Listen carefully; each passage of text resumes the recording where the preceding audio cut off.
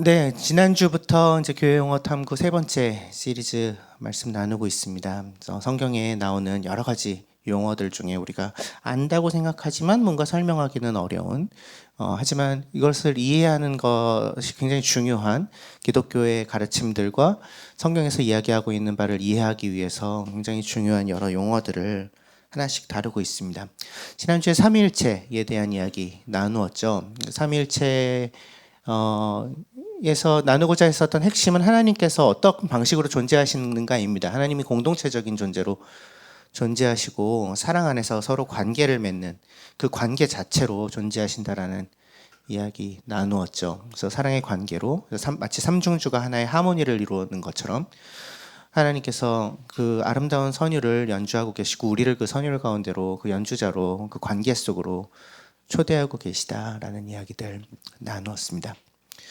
오늘은 메시아라는 단어를 좀 나누려고 합니다.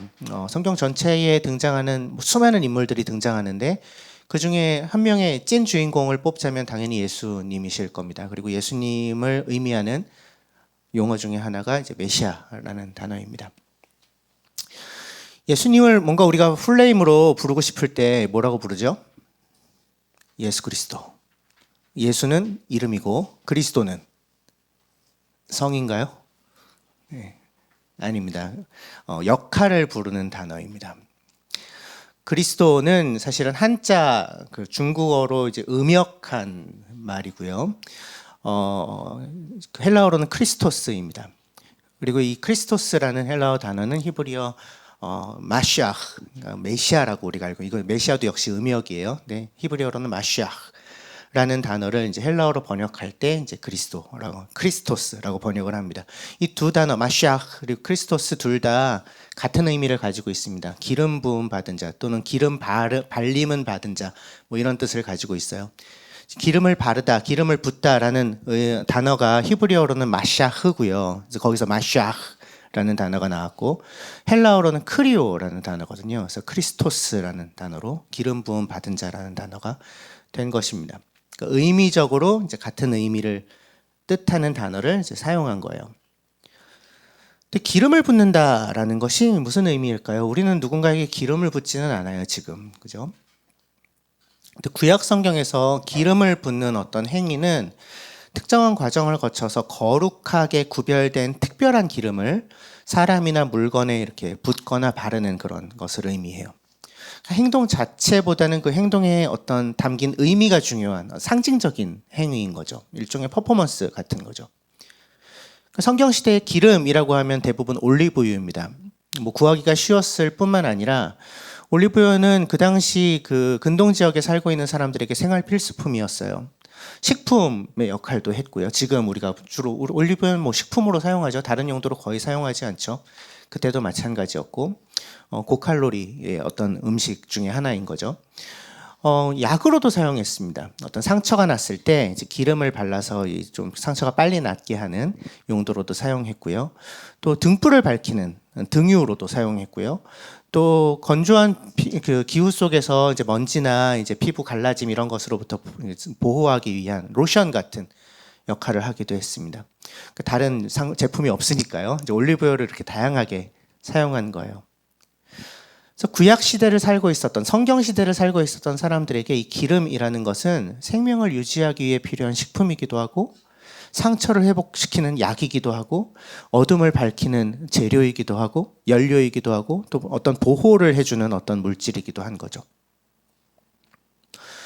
근데 생각해 보면 하나님께서 우리에게 이런 일들을 하십니다. 우리에게 생명을 주시고 우리를 회복시키고 치유시키시고 어둠을 밝히시고 우리를 보호하시고 그래서 기름을 바르는 행위를 통해 하나님의 영의 임재를 드러내는 상징으로서 그들은 이걸 사용한 거예요. 하나님의 영이 임할 때 생명이 넘쳐나기 때문에 어긋난 것들이 회복되기 때문에 어둠 속의 빛이 비추기 때문에 우리를 보호하시기 때문에 그래서 누군가에게 기름을 부을 때 또는 어떤 물건에 기름을 바를 때 하나님의 영의 임재가 그 사람 또는 그 물건에 깃드는 어떤 상징으로서 쓴 거죠. 또 기름의 굉장히 중요한 이 물성 중에 하나가 약간 뭐랄까요 점도가 있죠. 그래서 물처럼 금방 흘러내리거나 아니면 금방 증발하지 않고 좀 오랜 시간 동안 머무릅니다. 어떤 물건이나 사람의 피부에. 하나님의 영이 임할 때도 그렇죠. 금방 떠나지 않고요. 지속적으로 스며들어서 우리의 삶을 바꾸고 생명을 공급하고 보호로 우리를 지키시고 이제 이런 어떤 특징을 드러내는데 기름이 적합했던 거죠. 성경 곳곳에서 이런 장면을 볼 수가 있습니다. 야곱이 창세기 28장에서 제가 뭐 강의 안에 그 구절들을 넣어놨지만 다 읽지는 않겠습니다. 이제 그 형 에서의 어떤 위협으로부터, 그러니까 형의 장자권을 이제 속여서 이제 팔고 난 이후에 이제 형이 죽이겠다고 덤비니까 이제 도망가잖아요, 외삼촌 집으로. 이제 가던 도중에 이제 어느 지역에서 이제 돌베개를 베고 이제 자는데 환상을 봐요. 꿈속에서 하늘과 땅 사이를 잇는 어떤 계단, 사닥다리 같은 것을 보고 천사들이 오르락내리락 하고 하나님의 보좌가 그 위에 있고 뭐 이런 환상을 봅니다. 그렇게 그 환상을 보고서 깨어난 후에 여기가 하나님의 계시는 곳이구나. 이곳이 하나님의 집이구나. 하늘로 들어가는 문이구나. 이러면서 하나님의 집이라는 이름으로 그 지역을 베델이라고 이름을 짓습니다. 그리고 그가 베고 잤던 그 돌에 기름을 부어서 세워 놓습니다. 기름을 부음으로써 이것이 뭔가 특별한 장소다. 하늘과 땅이 연결되는 장소다. 이것을 이제 드러내는 거죠. 출애굽기에서 이스라엘 백성들이 이제 처음 성막을 만들었을 때, 하나님의 임재의 장소를 만들었을 때 그 성막에 기름을 발라서 그것을 또 그 성막에서 사용하는 도구들에도 특별한 기름을 발라서 하나님의 그 임재가 땅 위에 머무르는 장소라는 것을 드러냈습니다. 구별했죠. 또 이스라엘 역사 속에서 이제 하나님께 특별히 쓰임 받는 사람들에게 기름을 부었어요. 왕들, 제사장들, 예언자들, 이런 사람들. 하나님의 특별한 사명을 받아서 하나님을 대신해서 이 땅에서 어떤 역할을 수행하는, 하나님의 어떤 지혜와 하나님의 말씀을 전하고 하나님의 다스림을 이 땅 가운데 펼치는 역할을 부여받는 사람들에게 너에게 이제 하나님의 그 역할이 주어지는 거야. 하나님의 영의 임재가 너에게 주어지는 거야. 라는 것을 표시하기 위해 기름을 부었습니다.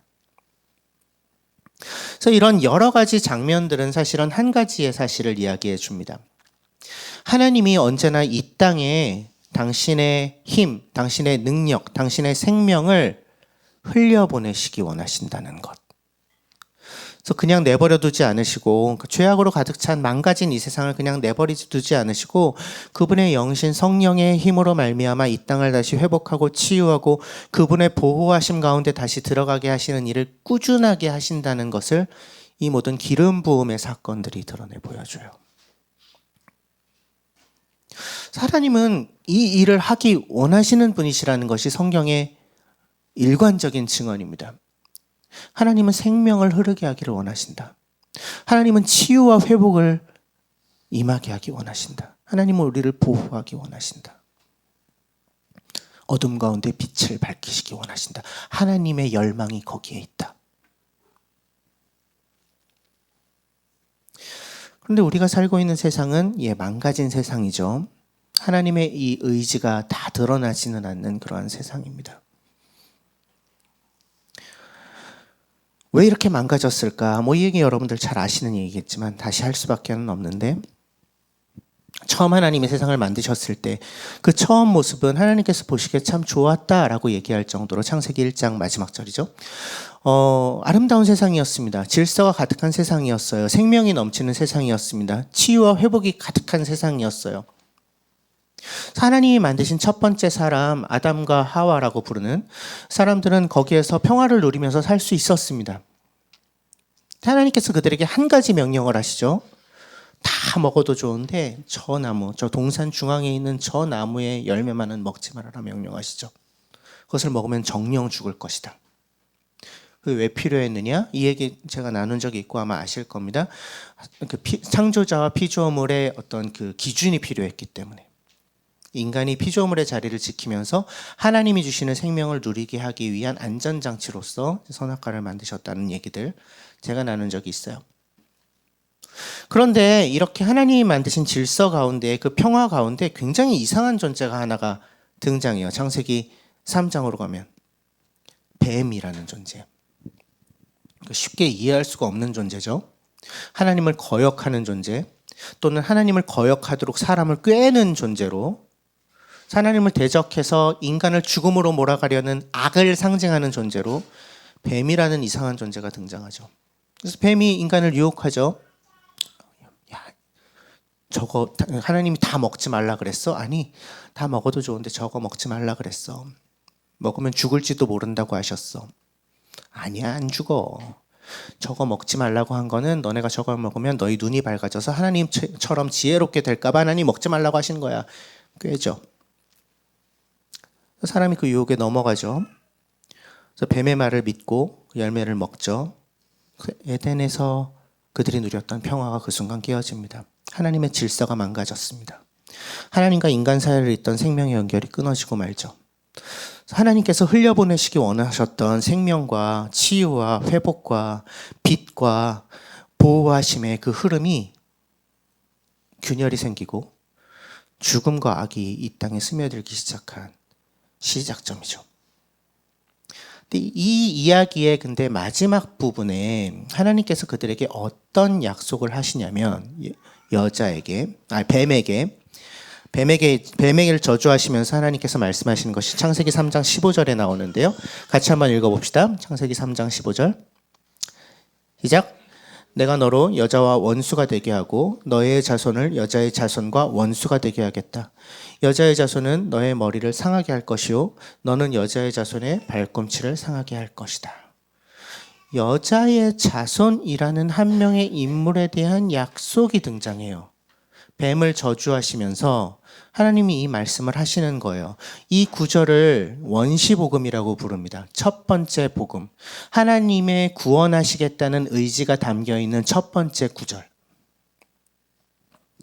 여자의 후손 중에 한 사람이 나타나서 악의 상징인 뱀의 머리를 짓밟아버리는 일이 나타날 거다. 그런 일이 일어날 거다. 악을 근원적으로 멸망시키는 일이 일어날 거다. 라는 예언입니다. 약속이죠. 근데 조건이 있어요. 일방적으로 이기는 것이 아닙니다. 어떤 일이 일어나요?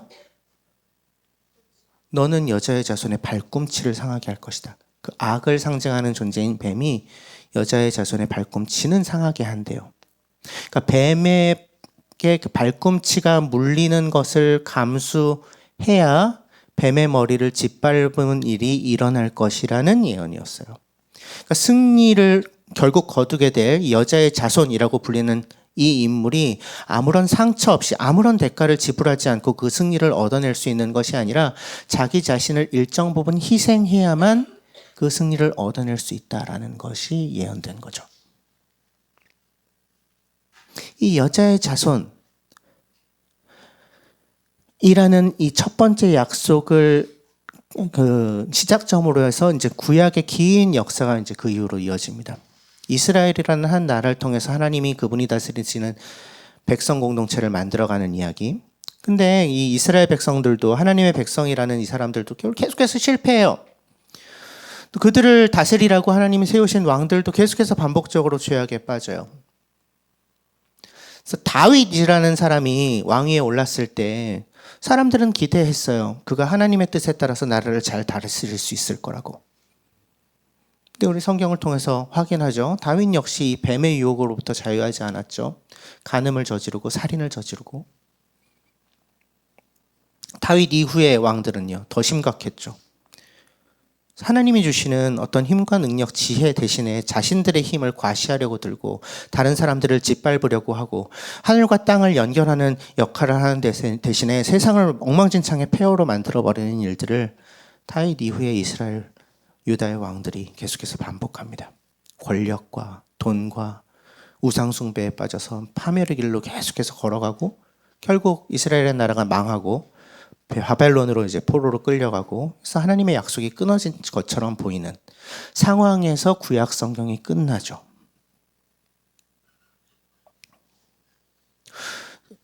여자 자손을 통해서 악을 멸망시키겠다는 그 첫 번째 약속은 어디로 간 것인가?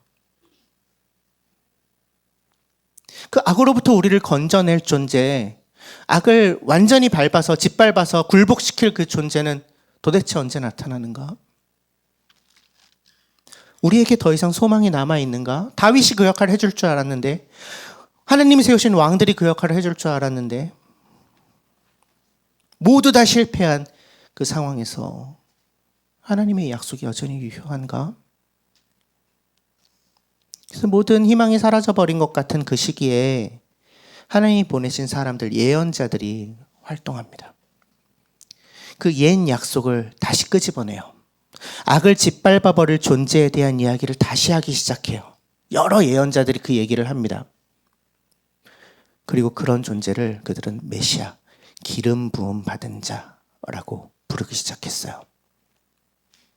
특별히 이사야 선지자가 이 다시 오실, 그러니까 이 오실 어떤 그 메시아에 대한 굉장히 독특한 예언을 하는데, 힘으로 군림하는 자가 아니라 우리의 악과 죄악을 짊어지고 대신 죽는 자로서 오실 것이다 라는 이야기를 합니다. 이사야서 53장 5절 같이 한번 읽어볼까요? 시작. 그가 찔린 것은 우리의 허물 때문이요 그가 상처를 받은 것은 우리의 죄악 때문이다. 그가 징계를 받음으로써 우리가 평화를 누리고 그가 매를 맞음으로써 우리의 병이 나았다. 여자의 후손, 메시아, 하나님이 세우시는 왕 같은 존재, 기름 부음 받은 자로서 악을 완전히 멸절시킬 그 존재가 찔리고 상처 입고 매를 맞고 벌을 당한다라는 예언을 하는 거예요.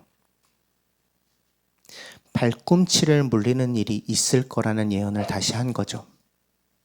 뱀에게 물려서 죽어가는 우리를 살리기 위해 유일한 방법이 그 왕으로서 오시는 그분이 대신 그 죽음을 죽고 대신 그 고난을 당하는 것밖에 없다는 얘기를 하는 거예요. 그 왕이 대신 뱀에게 물려야만 우리를 살려낼 수 있다는 의미였던 거죠. 또 수백 년의 시간이 흘러갑니다. 오랜 기다림 끝에 그 메시아가 오시죠. 예수 그리스도. 그 예수님은 그 전까지 왔었던 이스라엘의 다른 왕들과는 달랐습니다. 그분은 단순히 기름 부음만 받은 분, 메시아, 그리스도로만 오신 분이 아니었습니다. 예수께서 세례를 받으실 때 물에서 올라오시는 그분 위에 성령이 비둘기 같은 형상으로 임하셨다라는 얘기를 복음서는 전하고 있죠. 구약의 왕들은 기름 부음을 받을 때에 기름으로 부음 받았습니다. 기름은 뭘 상징한다고요? 성령의 임재를 상징한다고요. 성령의 임재를 상징하는 상징물인 기름만 부어졌지만 인간 왕들은, 예수님은 성령 그 본체가 그 머리 위에 머무는 기름 부음을 받으신 거죠. 더 이상 상징물인 기름이 필요하지 않은 성령 그 자체로 기름 부음 받은. 예수님은 하나님의 다스림, 그 하나님으로 비롯된 그 참된 생명, 그것을 그분의 이 존재 안에 담아서 이 땅에 오신 하나님 나라 그 자체셨습니다. 진정한 메시아, 진정한 기름 부음 받은 자로 오신 거죠. 그래서 복음서는 반복적으로 예수님을 다윗의 자손이라고 부르고요, 하나님의 아들이라고 부릅니다. 그분이 아브라함과 유다와 다윗의 자손으로 오신 바로 그 약속된 왕, 메시아라는 것을 선포하고 있죠. 예수님이 이 땅에 사시는 동안에 하셨던 일이 병든 자를 고치는 일, 귀신을 내쫓는 이런 일들이었습니다. 단순한 치유를 의미하지 않습니다. 예수님이 일으키셨던 그 치유와 악한 영이 내쫓기는 일은 하나님의 다스림 자체로 오신 그분이 계실 때 그 자리에서 모든 악한 것들이 내쫓김 당하는 그런 모습, 완성된 하나님의 모습을, 하나님 나라의 모습을 그분의 존재를 통해서 드러내 보여주신 사건이었어요. 뱀의 머리를 짓밟을 때 어떤 일이 일어나는지를 보여주시는. 제자들은 당연히, 예수님을 따랐던 자들은 그분이 왕이 되셔서 로마의 압제로부터 자신들을 해방시키고 이스라엘의 새로운 왕이 되시기를 바랬는데, 예수님이 제자들에게 이상한 말씀을 또 하기 시작하세요. 마태복음 16장 21절 같은 경우, 또는 다른 데에도 여러 번 나타나지만, 본인이 반드시 예루살렘으로 올라가서 많은 고난을 받고 죽임을 당할 것이다 라는 말씀을 하기 시작하시죠. 뭐예요? 앞에 이사야에서 예언한 것이고 창세기에서 하나님이 말씀하신 거죠. 뱀에게 발뒤꿈치를 물리는 일이 일어날 거라는 얘기죠. 그리고 실제로 이런 일이 일어나죠. 십자가 위에서 죽임 당하시죠. 아마 이 악한 악 자체, 이 뱀은, 옛 뱀은 그 순간 자신이 이겼다고 생각했겠지만 하나님의 아들이 죽었으니까 끝이 아니었죠. 죽음에서 다시 살아나심으로, 부활하심으로 말미암아 뱀의 머리를 짓밟아 누르시는 일을 완성하셨죠. 그렇게 악으로부터의 완전한 승리를 확정 지으신 분이 기름 부음 받은 자, 메시아, 그리스도로 오신 예수님이셨습니다. 자, 이제 메시아라는 단어의 의미에 대해서 쭉 설명을 했어요. 근데 중요한 건, 뭐 이걸 아는 것도 중요하지만 이게 그럼 우리에게 어떤 의미가 있는가겠죠. 예수님은 뱀의 머리를 짓밟으셨어요. 분명합니다. 죽음의 권세를 이기셨어요. 분명해요. 이것이 우리가 믿는 복음의 핵심인데, 그런데 그 복음이 우리의 삶에서 실제적으로 작동하고 있는가? 이건 또 다른 문제죠. 우리가 살고 있는 이 세상에는 여전히 뱀의 영향력이 가득해요. 악이 막 판을 치고 있죠. 그리고 그 가운데를 살아가는 우리는 뱀의 영향력으로부터 자유합니까? 아니요. 우리는 여전히 유혹에 약하고 넘어지고 실패하고 분란을 일으키고 고통 가운데에 살아가죠. 메시아가 오셨는데 뱀의 머리를 짓밟으셨는데 그럼에도 불구하고 우리는 그 가운데서 이 고통과 깨어짐 가운데서 여전히 살아가고 있습니다.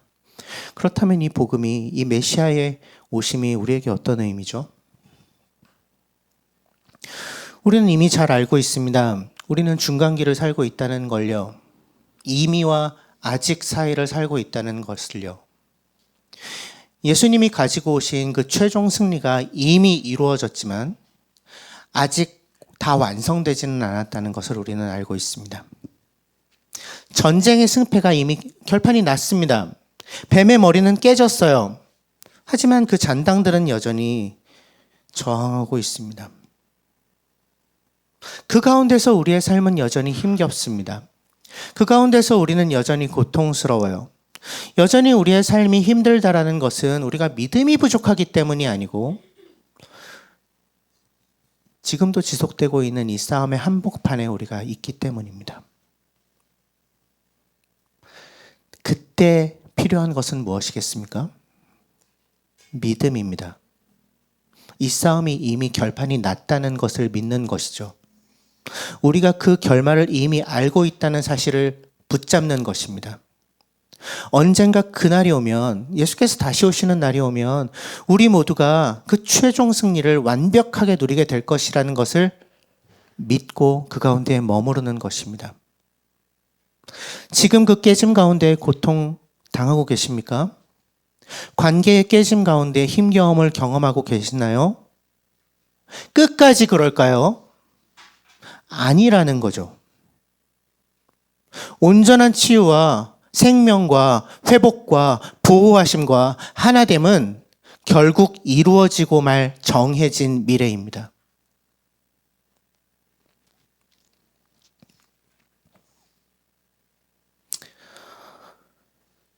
우리는 그리스도인이라고 부름 받는 사람들입니다.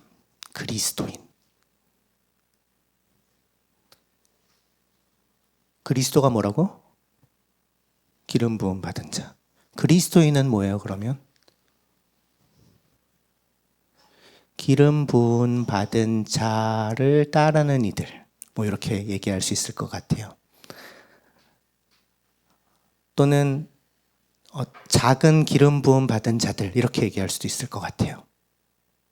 기름 부음 받은 자를 닮아가는 이들, 그 기름 부음 받은 자를 따라가는 이들, 그 기름 부음 받은 자 예수 그리스도의 삶을 따라가는 사람들.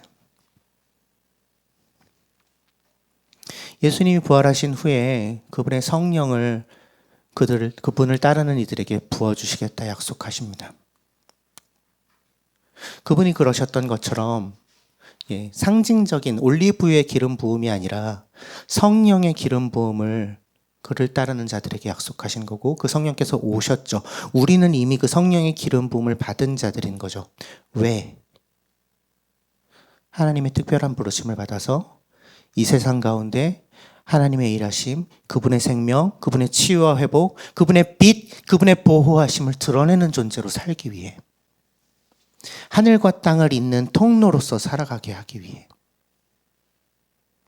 그런데 이 역할을 감당하려면 우리 역시 뱀에게 발뒤꿈치는 내줘야 됩니다. 빌립보서 2장을 한번 찾아보세요. 강의 안에 없습니다. 빌립보서 2장. 성경 앱들이 있으시죠? 잠깐 시간 드릴게요. 빌립보서 2장 5절부터 읽어보겠습니다. 잠깐 찾는 시간 드릴게요.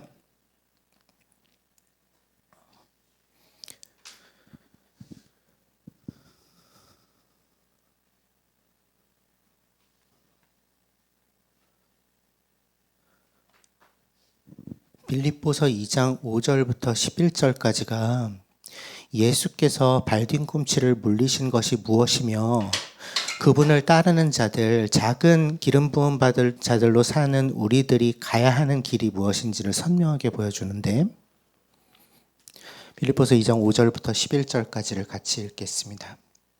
시작. 여러분 안에 이 마음을 품으십시오. 그것은 곧 그리스도 예수의 마음이기도 합니다. 그는 하나님의 모습을 지니셨으나 하나님과 동등함을 당연하게 생각하지 않으시고 오히려 자기를 비워 종의 모습을 취하시고 사람과 같이 되셨습니다. 그는 사람의 모양으로 나타나셔서 자기를 낮추시고 죽기까지 순종하셨으니 곧 십자가에 죽기까지 하셨습니다. 그러므로 하나님께서는 그를 지극히 높이시고 모든 이름 위에 뛰어난 이름을 그에게 주셨습니다.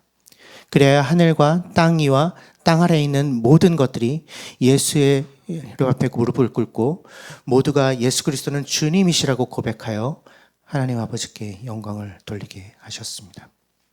하나님이 지극히 높이시고 모든 이름 위에 뛰어난 이름을 주시고 하늘과 땅 위와 땅 아래에 있는 모든 것들이 그 이름 앞에 무릎을 꿇고 모두가 예수 그리스도 주님이십니다라고 고백하는 그 뱀의 머리를 이기는 일이 일어나기 위하여 예수께서 어떤 일을 하셨다고요? 그 앞부분에 그분은 하나님과 동등한 분이시지만 하나님과 동등하게 여겨지는 것을 당연하게 생각하지 않으시고 자기를 비우셔서 종의 형체로 이 땅 가운데에 오셔서 낮추시고 죽기까지 순종하셨다. 십자가에 그분의 목숨을 바치시는 일을 하셨다.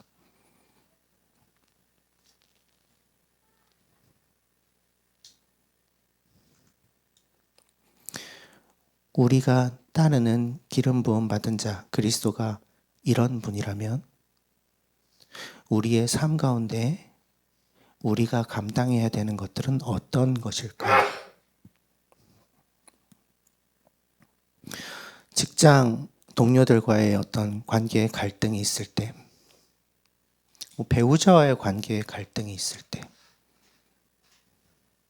우리가 선택해야 되는 자리는 어디인가요?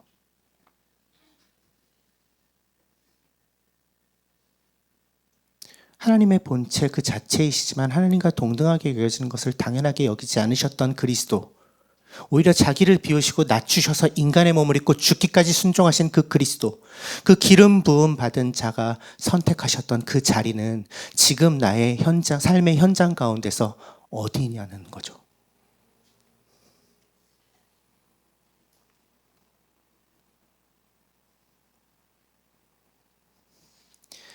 발 뒤꿈치를 내어줄 각오를 하십시오. 대가 없이 아무것도 얻을 수 없습니다. 심지어 하나님께서도 그리하셨습니다. 그것이 손해보는 것이 아닙니다. 내가 낮아지고 내가 양보하고 내가 져주는 것, 그것이 손해보는 일이 아닙니다. 왜? 최종 승리는 이미 결정되어 있는 것이니까. 뱀의 머리를 짓밟는 일은 이미 일어난 일이니까.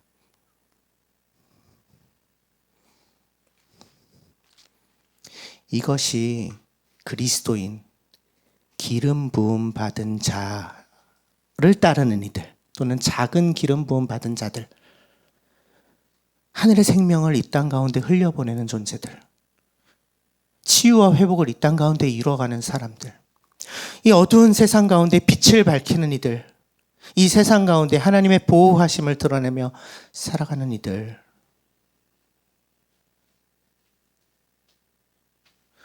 하늘과 땅을 연결하는 통로로 살아가는 자들의 삶의 방식인 거죠. 그래서 이번 한 주 메시아 그리스도 되신 예수님을 기억하면서 우리의 삶 가운데 우리의 발 뒤꿈치를 내어주며 이 메마른 땅을 하나님의